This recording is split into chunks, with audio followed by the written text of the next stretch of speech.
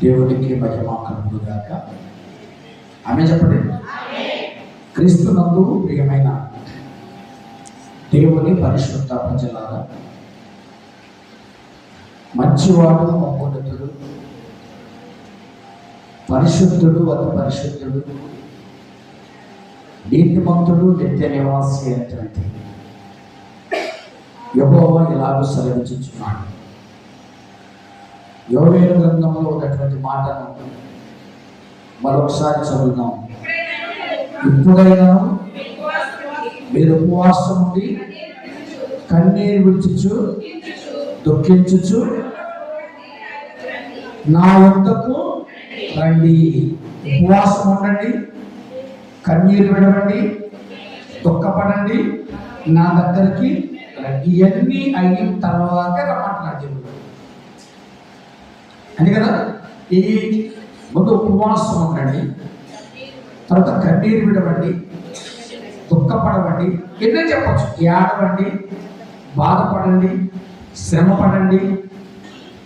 ఆ తర్వాత తిరిగి ఎవరైనా ఎప్పుడు వస్తాం దేవుడి దగ్గరికి? అమ్మా అన్నీ అయిపోయిన తర్వాతే కదా. శ్రమలన్నీ వచ్చేసిన తర్వాత మన వల్ల కాదనుకున్నప్పుడు మనకు దిక్కు ఎవరంటే దేవుడు. ఎవరికైనా, ఏ ఫ్యామిలీకైనా, నా దుఃఖంలో నేను కూడా. నేను చెప్తున్నానంటే మీకు కాదు, దానిలో ఎవరున్నారు? నా భార్య, నా బిడ్డలు, నా సంఘం, నా ప్రజలందరూ ఉన్నారు. ఎప్పుడైనానో తిరిగి రండి అంటున్నాడు. మనం తిరిగి వచ్చాం, తిరిగి వచ్చి దేవుడి దగ్గర కూర్చోం. దేవుడి దగ్గర కూర్చున్నటువంటి రాత్రి దావీదు అంటాడు, అయ్యా నా పాపములు పోవునట్లు హిస్సోపుతో నా పాపములను. మనుషుడు ఎక్కడ తగ్గించుకున్నా తగ్గించుకోకపోయినా, ఇగో ఎక్కడున్నా ఎక్కడ లేకపోయినా, దేవుడి దగ్గర మాత్రం ఇవన్నీ తగ్గించుకుంటాం ఖచ్చితంగా. ఎవరైనా సరే కదా. దేవుడి దగ్గరకు రాగానే మా దేవుడు అంతా దేవుడు ఉన్నాడు. బంధువుల దగ్గర తగ్గించుకోవడం అవసరం లేదు, స్నేహితుల దగ్గర తగ్గించుకోవడం అవసరం లేదు, పాస్టర్ దగ్గర తగ్గించుకోవడం అవసరం లేదు, సంఘ పెద్దల దగ్గర తగ్గించుకోవడం అవసరం లేదు. కానీ తగ్గించుకోవాల్సింది నీది తప్పైనా నువ్వు తగ్గించుకునే చోటు ఏదైనా ఉందంటే అది దేవుడి దగ్గర మాత్రమే. ఇప్పుడు దావీదు ఏమంటాడో చూద్దాం. సమూయేలు, 2వ సమూయేలు గ్రంథము 7వ అధ్యాయము 18వ వచనాన్ని ఎవరైనా చదవండి. దావీదు రాజు లోపల ప్రవేశించి యెహోవా సన్నిధిలో కూర్చుండి ఇట్లా ప్రార్థన చేస్తా ఉన్నాడు. ఏమనంటే, నా ప్రభువా యెహోవా, ఎంతగా నువ్వు హెచ్చరించుటకు చాలు. యెహోవా నా ప్రభువా, ఎంతగా నన్ను హెచ్చరించటానికి నేను ఎంతటి వాడు. అంటే నా పాపాలు కడుగు, హిస్సోపుతో నా పాపాలు కడుగు, కల్మషం లేకుండా నా పాపాలు కడుగు, ఎర్రని రక్తముతో నా పాపాలు కడుగు అన్నామంటే, ఇంకా పాపాలు కడిగిన తర్వాత దావీదు చెప్పిన మాట. అంటే ఆ ముందు అధ్యాయం కంటే ఎవరు మాట్లాడతారు? దావీదుతో కదా, నాతాను మాట్లాడతాడు. ఇదంతా నేను చెప్పను ఈరోజు. నాతాను మాట్లాడతాడు. మరి నీ వల్ల కాదు, నువ్వు కొంచెం మారేవు, ఇంకా మారాలి అన్న తర్వాత, రాజులు హెచ్చరించబడిన తర్వాత, దేవుని వాగ్దానములను మనం జాగ్రత్తగా విన్న తర్వాత, ఆయన కోరికను తీర్చగలడు అన్న తర్వాత, దావీదు మందిరంలోకి వెళ్ళిపోయి ప్రార్థన చేస్తా ఉన్నాడు. ఏమంటే, దేవా నేను ఎంతటి వాడను, నేను ఏ పార్టీ వాడను. అంతే కదా. చెప్పడేమంటారు? నేను ఎంతటి వాడను అంటే ఎవరు మాట్లాడతారు ఈ మాట? పశ్చాత్తాపం ఉన్నవాడు, దేవుడి దగ్గరికి వచ్చిన వాడు, అంటే రెన్యువల్ అయినవాడు, అంటే సమర్పించుకున్నవాడు. సమర్పించుకున్నవాడు మాట్లాడే మాట నేను ఎంతటి వాడను, నేనే పార్టీ వాడను. ప్రార్థన చేస్తా కదా, నేను దుర్గుడు ప్రభువా, నేను తూలిని ప్రభువా. చెప్పండి ఏమంటావు? నేను ఒట్టివాడను ప్రభువా, ఏది లేనివాడు ప్రభువా, నేను దిక్కు లేనివాడు ప్రభువా అని ఎక్కడ మాట్లాడతారు ఈ మాట? అసలు నా దగ్గర అంటారు ఆ మాట. నేనేమో సార్ దిక్కబొక్క అని ఎవరు అంటారా? బాధలు అంటావు తప్ప దేవుని దగ్గరనే దిక్కుమొక్కు లేదనే మాట వేరు, వ్యక్తిగతంగా మాట్లాడే మాట వేరు. ఇప్పుడు దావీదు అంటాడు, నేను ఎంత చెవాడను, నేను ఏ పార్టీ వాడను, దిక్కులేని వాడను ప్రభు, నీ అండ చేరి బ్రొకి సేవ చేతును ప్రభు. దిక్కులేని వాడను ప్రభు, దీనుడని ప్రభు, దరిద్రుడు ప్రభు అనే మాటలు దావీదు వాగ్దానములని నెరవేర్చిన తర్వాత ఏదైతే చేయాలనుకున్నాడో, అందుకని రాజు లోపల ప్రవేశించాడు కదా. అంటే అప్పుడు ఏమయ్యాడు రాజు? దానికి ఏమయ్యాడు? రాజు అయ్యాడు. రాజు అయిన తర్వాత కూడా పాపంలో ఉన్నప్పుడు పాపాన్ని ఒప్పుకోవడానికి కూడా పశ్చాత్తాపడ్డాడు. రాజు అయిన తర్వాత కూడా ఎక్కడికి వచ్చాడు? మనం విశ్వాసాన్ని కూడా, విశ్వాసం పెరిగిన కొద్దీ, భక్తి పెరిగిన కొద్దీ మనుషులు ఏం పెరుగుద్ది? గర్వం కూడా పెరుగుద్ది కదా, వస్తావు కదా, గర్వం కూడా పెరుగుద్ది. గర్వము అణచి గద్దులు దించేటువంటి వ్యక్తి ఎవరైనా ఉన్నారంటే అది దేవుడు మాత్రమే. రాజు అయిన తర్వాత దావీదు ప్రార్థన చేస్తాడు, నేను ఎంతటి వాడను, నేను ఏ పార్టీ వాడను ప్రభు. 16వ వచనం చూడండి ఒకసారి, అక్కడ చక్కని మాట ఉంది. నీ మట్టుకు నీ సంతానము నీ రాజ్యము స్థిరపరచదని, నీ సింహాసనము నిత్యము స్థిరపరచబడని తనకు దర్శనమంతను బట్టి ఈ మాట చొప్పున నాతాను దావీదునకు వర్తమానం చెప్పాడు. అక్కడ ఉన్న మాట ఏమిటంటే, నువ్వు రాజు అయ్యావు, అయితే నువ్వు రాజు అయ్యావు కానీ నీ రాజ్యము మరలా ఎవరు కూడా తీసుకోరు. ఇంకోలా చెప్పాలంటే, ఇశ్రాయేలు బబులోనుకి కొనుక్కోబడ్డ తర్వాత, విడిపించబడ్డ తర్వాత మొట్టమొదటి రాజు ఎవరంటే దావీదు. కనుక ఇప్పుడు నాతాను అంటాడు, కూర్చొని మాట్లాడుతూ, ఎదురు మాట్లాడుతూ, నువ్వు రాజు అయ్యావు, నీ పశ్చాత్తాపాన్ని చూశాను, నీ కన్నీళ్ళు తుడిచాను, నీకు హిస్సోపుతో కడిగాను, యేసు రక్తముతో కడగబడ్డావని మాట్లాడు అంటాడు. నీ రాజ్యము స్థిరపరచబడుతుంది, నీ రాజ్యము నీ దగ్గర నుంచి ఎవరు కూడా తీసుకోరు. స్తోత్రం హల్లెలూయా. మనం పాత నిబంధన కాలంలో మనం బైబిల్ చూస్తే రాజులు 10 ఏళ్ళు, 15 ఏళ్ళు, 20 ఏళ్ళు, 25 ఏళ్ళు, 40 ఏళ్ళు పరిపాలించిన రాజులు కూడా ఉన్నారు కదా, ఉన్నారు. ఇప్పుడు దావీదుతో దేవుడు అంటాడు, నువ్వు పశ్చాత్తాపడ్డావు కనుక, నువ్వు నా మాట విన్నావు కనుక, నువ్వు నా మాట అంగీకరించావు కనుక నీ రాజ్యము స్థిరమైంది, నీ రాజ్యము స్థిరమైంది, నీ రాజ్యము స్థిరమైంది కనుక నీ రాజ్యాన్ని మరి ఎవరు కూడా తీసుకోరు. ఇది నీకు శాశ్వతమైంది. ఎందుకంటే నీ మాటల్లో పశ్చాత్తాపం కానీ పశ్చాత్తాపానికి మనుషులు పడదు, కానీ మోసపు మాటలు మాత్రం మనిషి పడతారు. అసలు మోసపు మాటలకు రాజ్యాలు కూలిపోయినాయి, మోసపు మాటలకు ప్రభుత్వాలే మారిపోయినాయి, మోసపు మాటలకు అధికారులే మారిపోయారు. అయితే దావీదు అంటాడు, నీ కుటుంబము, నీ రాజ్యము, నీ సంతానము నీతోనే ఉంటుంది, దీన్ని ఎవ్వడు కూడా దగ్గర నుండి అన్న తర్వాత ఎవరైనా దేవుడికి కృతజ్ఞత చెప్పడం ఎలా ఉంటారు కదా. అందుకే కృతజ్ఞత చెప్తాడు. నేను ఎంతటి వాడను, నేను ఏ పార్టీ వాడను, ఎంతటి వాడని అయ్యని చెప్పను. నువ్వు ఖ్యాతి గలవాడవు, నువ్వు మహిమ గలవాడవు అని చాలా మాటలు రాసుకుంటూ వస్తాడు. అయితే ఖ్యాతి ఉన్నా మహిమ ఉన్నా రాజ్యము దావీదు చేతిలోనే ఉంది. స్తోత్రపడి హల్లెలూయా. మనం కొంతమంది సంఘటన చూస్తాం, 20 ఏళ్ళు, 30 ఏళ్ళు, 40 ఏళ్ళు వెళ్ళిపోతా ఉంటుంది ఆ వ్యవహారం అంతా కూడా. తీసేద్దామంటే అయ్యప్పుడు తీసేయలేడు, నేనే కష్టమా, నా ముందు కూడా ఎవరు తీసేయా కదా. తీయాలని ఆతృత కలిగిన తీయటానికి మార్గం కనబడుతుందా. ఇప్పుడు దావీదు ప్రార్థన చేసిన తర్వాత నీ రాజ్యం ఎక్కడికి కూడా నీతోనే ఉంటుంది, నీ సంతానంతో ఉంటుంది, నీ బిడ్డలతోనే ఉంటుంది. ఇంకొక మాట చెప్పండి, దావీదు కుటుంబానికి స్థిరపరచబడ్డ వాగ్దానములకు మార్గమై ఉంటాడు దేవుడు. ఇశ్రాయేలు నాయకత్వము ఎప్పుడు నాశనం కాదు. ఇశ్రాయేలు నాయకత్వం ఎప్పుడు కూడా ముందుకు వెళుతూనే ఉంటుంది. అది నాశనం కాదు, అది శాశ్వతమైంది. రెండవది, దేవుడు ఎప్పుడు కూడా ఎన్నడూ కూడా దావీదు అడిగిన వాగ్దానములు దేవుడు మీరలేదు. గొప్ప మాట మాట. దావీదు అడిగిన వాగ్దానములు దేవుడు అసలు మనుషులు మాట్లాడాలన్నమాట. దేవుడు చెప్పిన మాటకు మానవుడు మేరలేదు, దాటలేదు. కానీ దావీదు అడిగిన ప్రశ్నకు, దావీదు అడిగినటువంటి మాటలకు దావీదు మేరలేదంటే దావీదు మాట దేవుడు కాదనలేదు అంటే కదా. మాట మేరలేదని అర్థమండి. మా అమ్మాయి నా మాట మేరలండి, ఈ పదాలు. మా అమ్మాయి నా మాట మేరలండి. నేను ఏ పెరిగిస్తే ఆ బరిలోనే ఉంటుంది, నేను ఏ మాట చెప్తే ఆ మాట. ఇప్పుడు దావీదు అడిగిన మాటకు, దావీదు అడిగిన ప్రశ్నలకు, దావీదు అడిగినటువంటి మాటలకు దేవుడు దావీదు మాట మేరలేదు. అంటే దావీదును దాటి అవతలకు వెళ్ళలేదు. కారణం ఏంటంటే నేను ఎంతటి వాడను, నేను ఏం పాటివాడను. స్తోత్రం గట్టిగా చెప్పండి.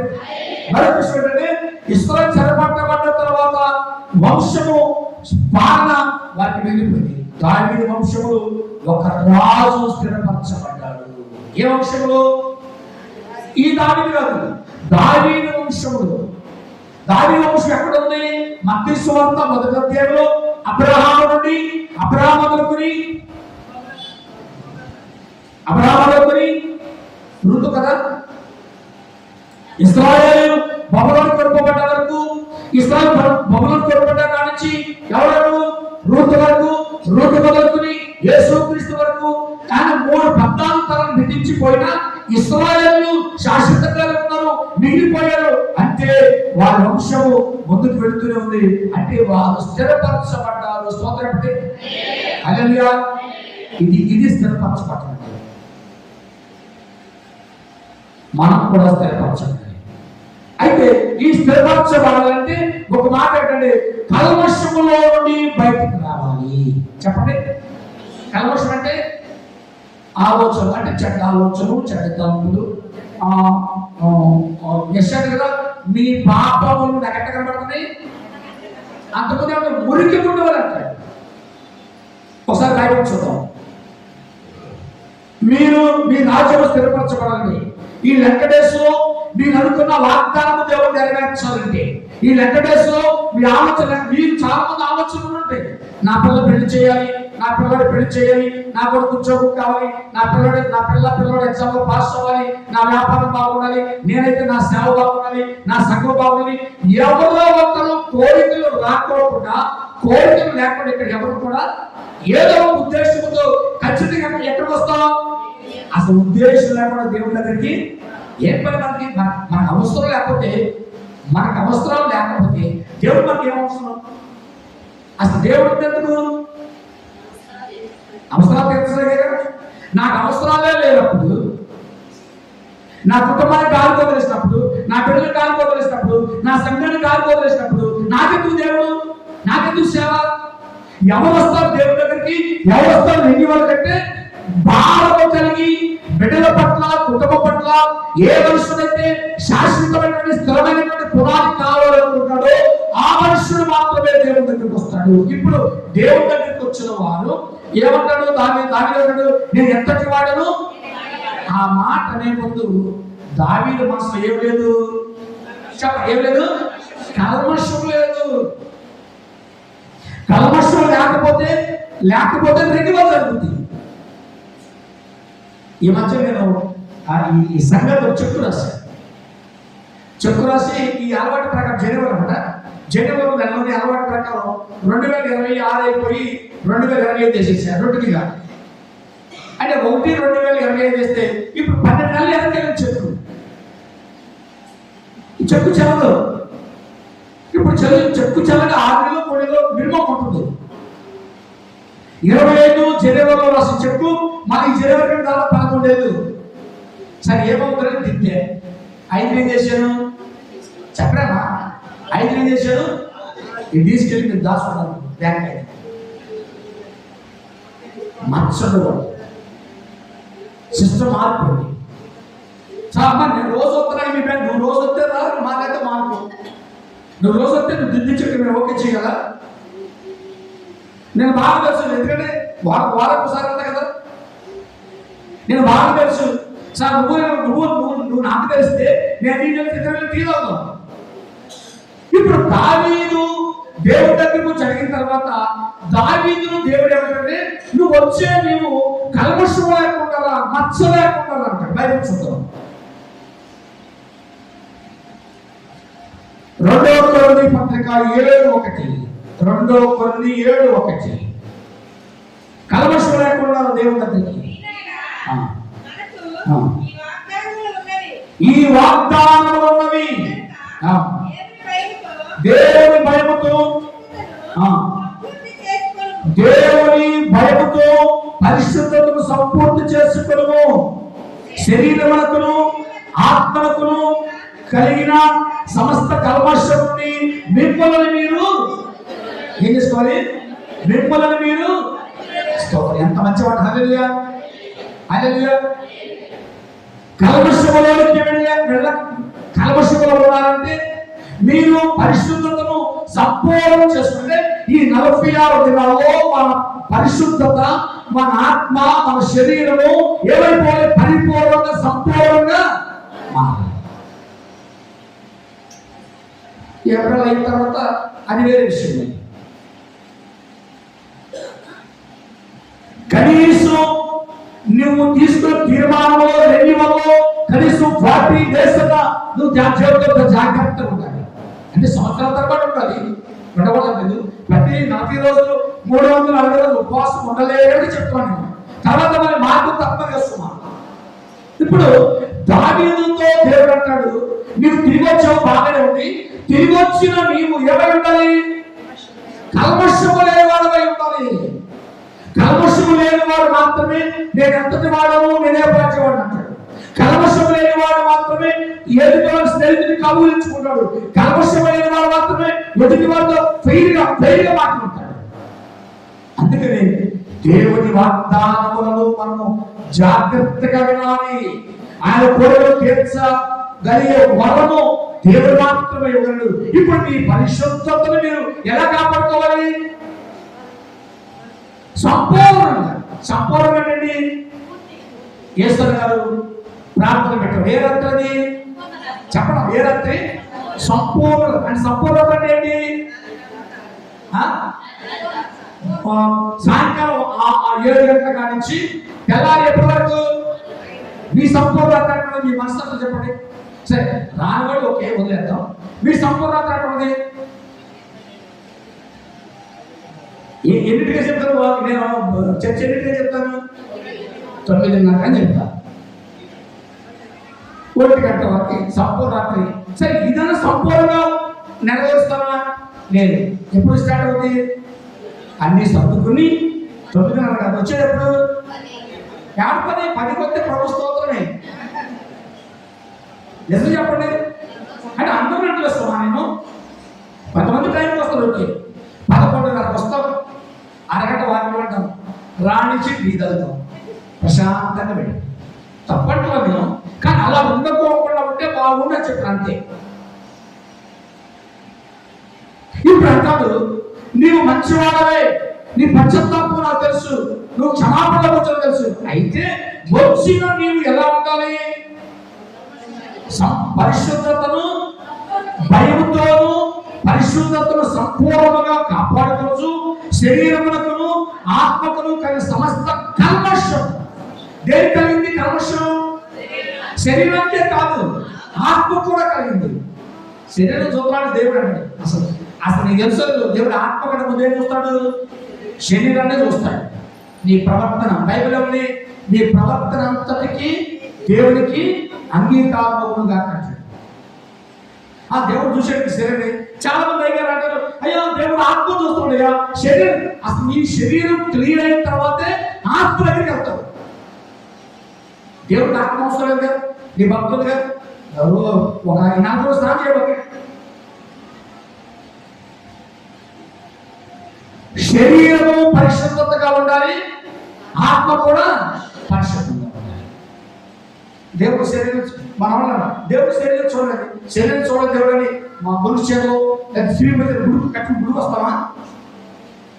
నువ్వు శుభ్రంగా వచ్చావంటే నీ ఆత్మ కూడా ఎలా ఉందని అర్థం? శుభ్రంగా ఉందని అర్థం. దేవుడు ఆత్మ చూస్తున్నాడు సార్, శరీరం చూస్తున్నాడు సార్. శరీరం చూడగా నీ కోరికలన్నీ తీర్చేసుకో, ఆత్మ ఆయన చూస్తాడు. శరీర కోరికలు చంపబడాలి అక్కడ చూద్దాం అన్నమాట. అదేంటంటే శరీరమునకును ఆత్మకును కలిగిన సమస్త కల్మషము నుండి మనను పవిత్రులుగా చేసుకోవాలి. స్తోత్రం. హల్లెలూయా, హల్లెలూయా.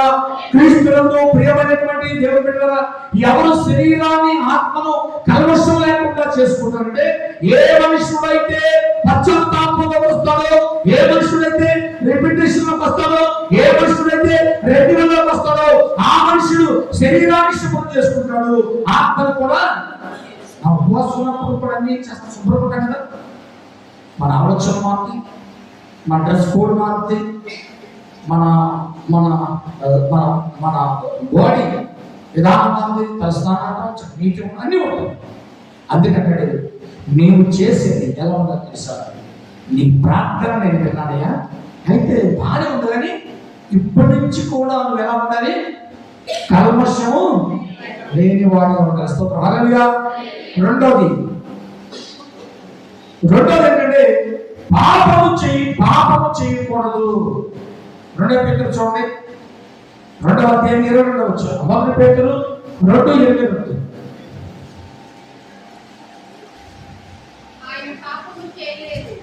ఆయన పాపము చేయలేదు, ఆయన నోట ఏ కపటమును. స్తోత్రం. హల్లెలూయా. ఎంత చక్కని మాట. అసలు పేతురుకి యెషయాకి ఏమైనా సంబంధం ఉందా? మళ్ళీ చదువు మాట, చాలా చక్కని మాట. ఆయన పాపము చేయలేదు, ఏ కపటమును కనబడలేదు, దూషింపబడి బదులుగా దూషింపలేదు, శ్రమ పెట్టి బెదిరింపక అన్యాయం తీర్పు తీర్చాలి. దేవునికి తను తాను పాపముల విషయమై చనిపోయి నీతి విషయమై జీవించినట్లు ఆయన తానే తన శరీరమందు మన పాపములను పురాణమైన మోసెను. దావీదుతో దేవుడు అంటాడు. ఎందుకంటే ముందే చెప్పే కదా, దావీదు మాట దేవుడు మేరలేదు. ఇప్పుడు దావీదు మాట దేవుడు మేరలేదు కనుక దేవుడు మాట ఇప్పుడు ఎవరినాలి? దావీదు. ఏమన్నాడు? ముందు నీ కల్మషాన్నంతా కూడా కడిగేసినట్టు. ఇక్కడ ఏమన్నాడు? నేను పాపం చేయలేదు, దేవుడు పాపం చేయలేదు, కానీ నువ్వు కూడా ఏం చేయగలవు? పాపం చేయ. అందుకనే యెషయా 9:53 ఏమన్నాడు? 53:9 పాఠ పుస్తకాన్ని చూడండి. అతడు మరణమైనప్పుడు భక్తులతో అతనికి సమాధి నియమించబడెను, ధనవంతులతో ఉత్తరం ఉంచబడెను. అక్కడ నిశ్చయముగా అతడు అన్యాయమేమీ చేయలేదు, అతని నోట ఏ కపటము లేదు, అతను నలగబొట్టుటకు యెహోవాకు ఇష్టమైన అతడు తనను తాను అపరాధ పరిహారాలను చేయగా తన సంతానము చూచును, అతడు దీర్ఘాయుష్మంతుడను. యెహోవా ఉద్దేశం అతని వలన అంటే నిశ్చయముగా అతడు పాపం చేయలేదు.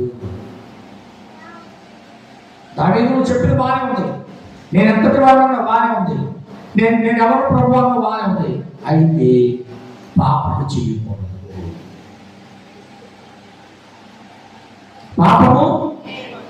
పాపం చేయడానికి దానికి కారణం ఏంటి? ఏదో జస్ట్ సాయంకాలం పైకి వెళ్ళాడు, మేడ మీదకి వెళ్ళాడు, చూడరాని దృశ్యము చూచాడు.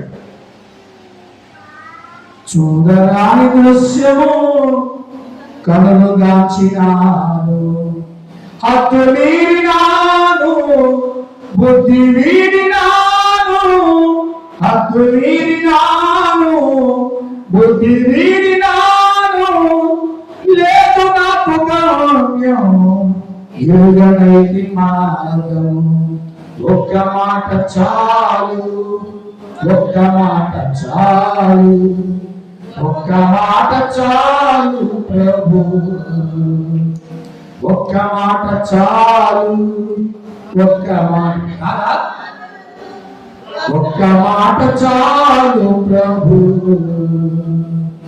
నాతో నీవు మాట్లాడినచు నే బ్రతికెదను ప్రభు, నాతో నీవు మాట్లాడినచు నే బ్రతికెదను ప్రభు, నా ప్రియుడా, నా హితుడా, నా ప్రాణనాథుడా, నా రక్షక,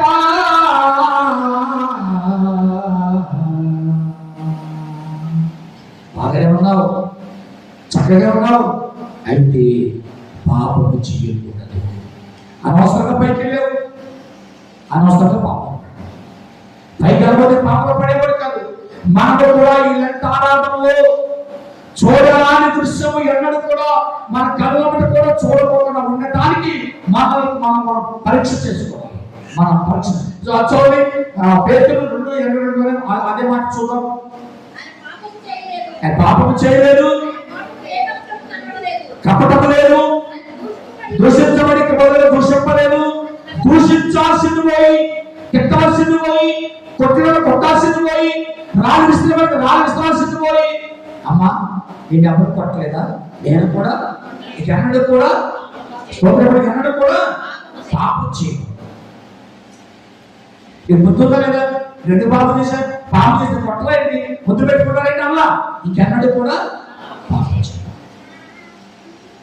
అతను ఏ కపటము లేదు, అతడు తను తాను అపరాధ పరిహారార్థమని చేయగల సంతానంలో చూసిన అతడు దీర్ఘాయుష్మంతుడు. యేసు క్రీస్తు వారు 2026 సంవత్సరాల క్రితం పుట్టి చనిపోయినప్పుడు కూడా ఈ రోజు కూడా కొత్తదానే ఉండే క్రీస్తులు. కపటం లేని వాళ్ళు శాశ్వతంగా మిగిలిపోతారు, కపటం లేని వాళ్ళు అలా మిగిలిపోతారు. ఆయన దోషం లేదు, ఆయనలో కపటం లేదు, ఆయనలో ఏ కల్మషము. అందుకే అతడు పాపం చెప్పి ఇంకొక మాట చెప్పి ముగిస్తాడు. మత్తయి సువార్త 27:23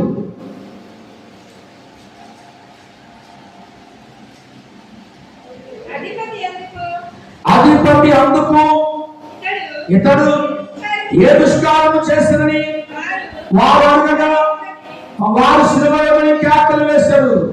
మరి ఎక్కువగా కేకలు వేశాడు. పిలాతు అల్లరి ఎక్కువచ్చున్నదే గాని తనకు ప్రయోజనమేమి లేదని గ్రహించి నీళ్లు తీసుకొని సమాజంలో చేతులు కడుక్కొని ఈ నీతిమంతుడి రక్తమును నిరపరాధిని మీరే చూసుకోండి చెప్పి అతడు ప్రజలందరూ మా రక్తము మా మీద ఉండకుండా ఉండుగాక. అప్పుడు అతడు వారు కోరలు బర్బాటులు చేసి యేసుని కొరడాలతో ముట్టించి సిలువకు దోషమైన ఏం తీర్పు చెప్తాడు? ఏదో చెప్పాగాక తీర్పు చెప్పేసి ఈ దోషము మా మీద మా బిడ్డల మీద. అందుకే పిల్లలు ఈ శిలువ వేయమని కేకలు వేస్తున్నారు, ఎందలేని వారిని వేస్తున్నారు, విడుదల చేయాలనుకున్నా వేస్తున్న కేకలు వేస్తున్నారు. అయినా పిలాతంటాడు అలర తప్ప ఇక్కడ ఏమి కూడా అలర తప్ప ఏమి లేదు. అర్థమేంటి? అక్కడ నీతి లేదు, నమ్మకం లేదు, యథార్థత లేదు. ఏముంది అక్కడ? ఏముంది? అల్లర మాత్రం, అన్యాయం మాత్రమే ఉంది. నిశ్చయముగా అతడు అన్యాయమేమి తీర్పు వస్తుంది. అందుకనే మనం కూడా 40 దోషం లేని వారిపై చేతులు కడుపుతున్నాం, పవిత్రమైన చేతులతో దేవుని పెడతాం. అలా చెప్పుకుంటూ పెడితే మీకు 2 విషయాలు చెప్పాను. నేను ఎంతటి వాడనటువంటి దావీదుతో దేవుడు అన్నాడు, నువ్వు కల్మషం లేకుండా ఉండు, పాపానికి రెండోది పాపము చేయొద్దు, పాపమునకు భయపడు. దూరంగా ఉంటే వేరు, దూరంగా ఉంటే మళ్ళీ అంత దగ్గరికి. కొన్ని మాటలు బైబిల్లో సందర్భానుకూలంగా రాశారు. ఇప్పుడు నేను వాక్యం దూరం వచ్చాను, మరి ఎక్కడికి వెళ్తాను? మా దగ్గరికి వస్తాను. ఇక్కడికి వెళ్ళబోవాలని చెప్పాడు అనుకోండి, వీడియో తీసాయినా నేను ఎక్కడికి వెళ్ళను అంటే అటు వెళ్ళడానికి భయపడ్డాను నేను.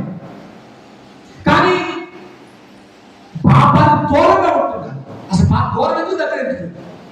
మరి అటు ఇటు చదువుతాకి ఏమన్నా దాంట్లో ఏంటి, కొత్తలో ఏంటి? పాపానికి దూరంగా ఉండొద్దు. ఉంటే దగ్గరగానే ఉండు, లేక భయపడద్దు. దగ్గరగా ఉంటే దూరంగా ఉండొద్దు, లేదా దూరం దగ్గరికి కాకుండా పాపానికి దూరంగా మాట భయపడగలిగితే దూరం ఉంటే ఏం చేస్తాం? ఇప్పుడు పాపానికి అవసరం మన పక్కన లేదు, దూరం తెచ్చుకోవడం లేదా? తెచ్చుకోవడం. కానీ అసలు పాపానికి వద్దనుకుంటే,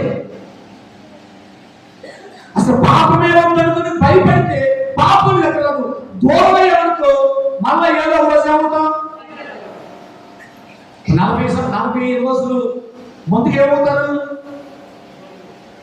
చెప్పరా? తెలుసుకో చెప్పరా? అందుకే నా కోపం ఏంటంటే 40 రోజులు ఏమవుతారు? దూరం అవుతారు. మళ్ళీ ఎప్పుడు దగ్గరికి వస్తారు?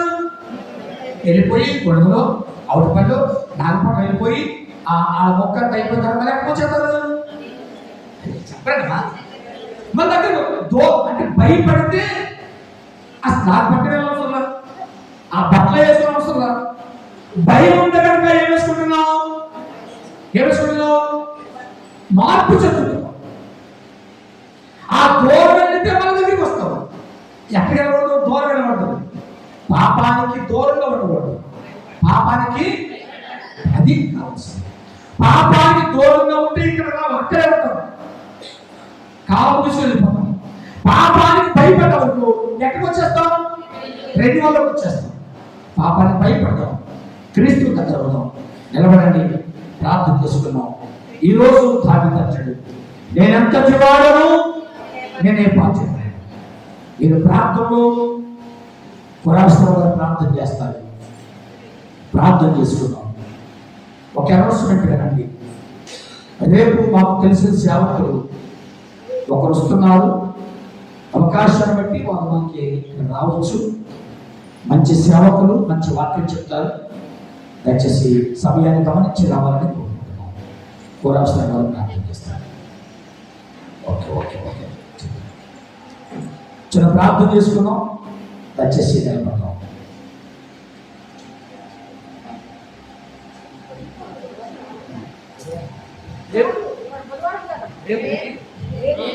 రేపు బుధవారం కనుక ఆఫ్లైన్ ఉంటుంది.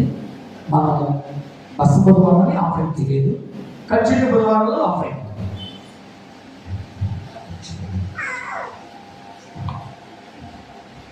ప్రార్థన. ప్రేమ కలిగిన తండ్రి, కృప కలిగిన యేసయ్య, నీకు వందనాలు తెలియజేస్తున్నాం.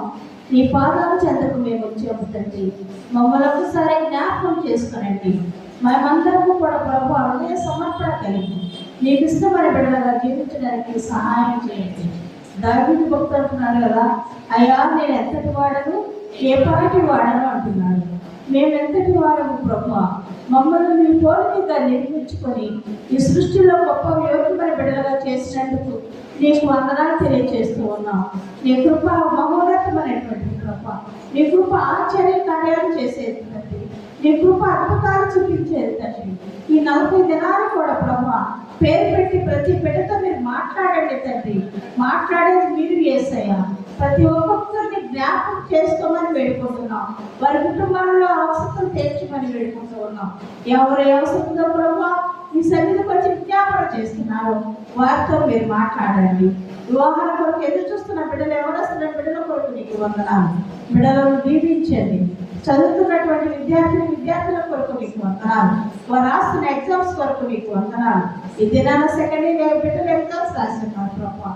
వారు రాసే ప్రతి ఎగ్జామ్లో కూడా మీరు తోడుగా ఉండి మంచి విజయాన్ని సంపాదించుకోవడానికి సహాయం చేయమని వేడుకుంటూ ఉన్నాం. పేరు మీరు దీవించండి దేవా. మా సంఘంలో అనేక మంది బిడ్డలు ఉన్నారు. బిడ్డలందరినీ మీరు జ్ఞాపకం చేసుకునండి. మంచి ఆరోగ్యాన్ని ఇవ్వండి ప్రభావ. ఎటువంటి నీరసము బతకము లేకోకుండా బిడ్డలకు శక్తిని బలాన్ని దయచేయండి. ఆరోగ్యాన్ని నింపమని వేడుకుంటూ ఉన్నాం. మహోన్నతుడా నీకు స్తోత్రము. నా సంఘాన్ని దీవించండి, సంఘ పెద్దలను దీవించండి, గోసక్తి బిడ్డలను దీవించండి. దేవా ఎవరస్తులైన బిడ్డలను దీవించండి. ప్రతి ఒక్కొక్కరిని నేను ఎక్కడ చోట నాకు అప్పగిస్తూ ఉన్నానయ్యా.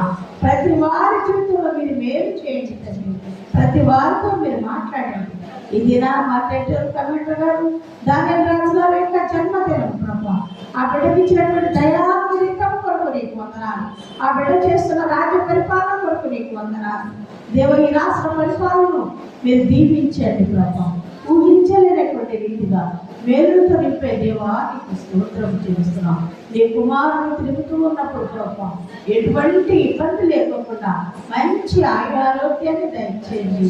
తన జీవిత యాత్ర అంతా కూడా ప్రభా నీకు ఇష్టమైన బిడ్డగా సమర్పించుకోవడానికి సహాయం చేయమని వేడుకుంటున్నాం. సమర్పించుకుని తిరుగుతూ ఉన్నప్పుడు ప్రభా నీ కుమారు పాదములకు రాయి తగలకుండా నిద్రకి దేవదూతలు తోడుగా ఉంచండి. మీ ఆత్మతో నింపమని వేడుకుంటున్నాం. జరుగుతున్న ప్రతి కార్యక్రమం సహాయం చేయండి.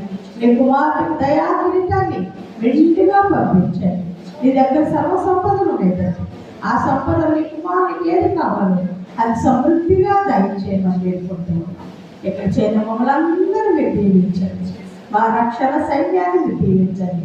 క్రైస్తవ సార్వత్రిక సంఘాలు మీరు ఆశ్రయించండి. ప్రతి చోట ప్రభా నీ మాటలే వినపడుతున్నాయి. ప్రతి చోట ప్రభా నీ ఉన్నావు తండ్రి. అంతటా అందరూ మారు మనసు కలిగి జీవించాలని నీ కోరిక ప్రభా. ప్రతి ఒక్కొక్కరు మారు మనసు తగిన ఫలితాలను అనుభవించడానికి సహాయం చేయండి. ప్రతి వారికి మంచి ఆరోగ్యాన్ని దయచేయండి. బలహీనమైన నన్ను కూడా మీరు బలపరుస్తుంది. నీ శక్తి చేత నింపుతున్నందుకు నీకు వందనాలు వేస్తున్నాను. నీ ప్రేమలో జ్ఞాపకం చేసుకున్నాను. యేసు పరిశుద్ధ నామమున అడిగి వేడుకుంటున్నాను తండ్రి. మన తండ్రి అయిన దేవుని ప్రేమ, కుమారుడైన యేసు క్రీస్తు కృప, పరిశుద్ధాత్మ నిత్య సహవాసము సన్నిధి సదా మనందరికీ తోడై కాపాడుగాక. ఆమేన్, ఆమేన్, ఆమేన్. హల్లెలూయా, హల్లెలూయా, హల్లెలూయా. అమ్మ రేపు బుధవారం కనుక ప్రతి ఒక్కొక్కరు కూడా కానుకలకు సిద్ధపడ్డారు. మీ అందరికీ మరొకసారి వాళ్ళ